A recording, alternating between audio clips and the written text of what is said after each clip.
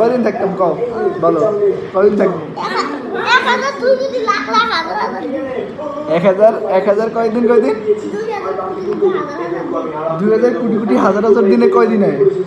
sound একটু কমাও TV Abdullah মাত্র হচ্ছে মাদ্রাসাতে আসছে আইসে হচ্ছে আব্দুল্লাহ ডেইলি রুটিন টিভি দেখা আব্দুল্লাহ কি খাইছো মাদ্রাসায় কি খাইছো আজকে তুমি আজকে মাদ্রাসায় কি খাইছো বলো